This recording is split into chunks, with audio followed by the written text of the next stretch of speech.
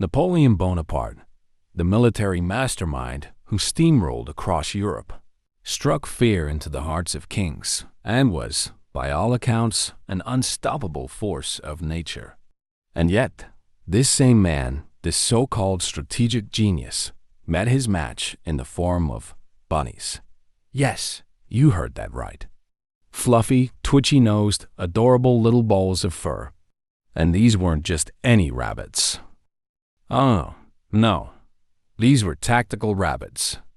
A bunny battalion so determined that not even the Emperor of France could stop them.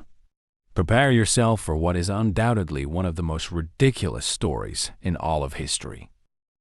It was 1807, and Napoleon was on top of the world. He had just crushed Russia and Prussia, signed a fancy peace treaty, and was probably feeling pretty smug about it. And how does one celebrate after bending nations to their will? With an extravagant feast? A festival in their honor? Nope. Napoleon decided to mark the occasion with a bunny hunt. Because, of course, nothing screams, "I am the most powerful man alive," like going to war with a bunch of tiny woodland creatures. To make sure this was the most luxurious rabbit hunt in history, Napoleon tasked his chief of staff, Alexander Berthier, with organizing the event. Berthier, eager to impress his boss, went all out. He secured the perfect location, arranged for the best hunting gear, and, most importantly, rounded up a massive supply of rabbits. Thousands of them. This was going to be the rabbit massacre to end all rabbit massacres. Or so they thought. Here's where things took a turn for the insanely stupid. Instead of catching wild rabbits, Berthier bought them. And not just any rabbits. These were domesticated rabbits. Farm-raised, hand-fed, spoiled little fluffballs who had never known a day of hardship in their entire tiny, pampered lives. This, as it turns out, was a catastrophic error. The big day arrived. Napoleon and his officers stood tall, rifles in hand, ready to demonstrate their superior hunting skills against creatures roughly the size of a loaf of bread. The cages were opened, the rabbits hopped out, and then things got weird. Rather than fleeing in terror, as any respectable prey would, these rabbits did the exact opposite. They took one look at Napoleon and his men and thought, "Oh, hey, it's feeding time." And then they charged. At first, Napoleon laughed. "Oh, what silly little creatures," he probably thought, admiring how they scurried toward him. But then, reality set in. These rabbits were not just coming closer.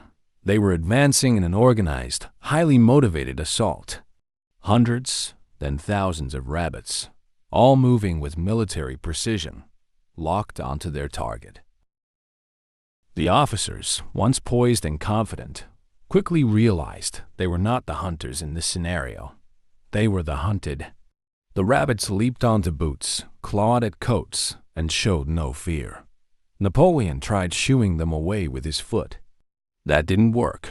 His officers tried swatting at them with their hats. That didn't work either. The rabbits were relentless, their beady little eyes filled with one thought and one thought only: snack time. That's right. The man who had taken down entire European coalitions was now fleeing for his life from a horde of adorable, determined, snack-deprived rabbits. His officers followed, running in complete disarray, their prestigious military training utterly useless against the sheer willpower of the Bunny Brigade. The rabbits were relentless. They did not waver. They did not falter. They did not hesitate.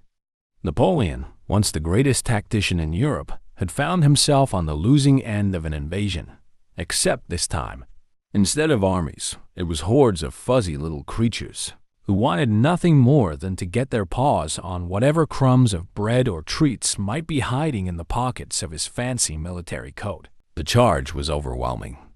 The rabbits zigzagged across the field, leaping onto the legs of the officers, climbing up Napoleon's coat, and swarming in numbers that made it nearly impossible for anyone to stay standing. Officers tripped over rabbits, falling face first into the dirt. Others abandoned all dignity, shrieking as they tried to fend off the onslaught of fluffy invaders.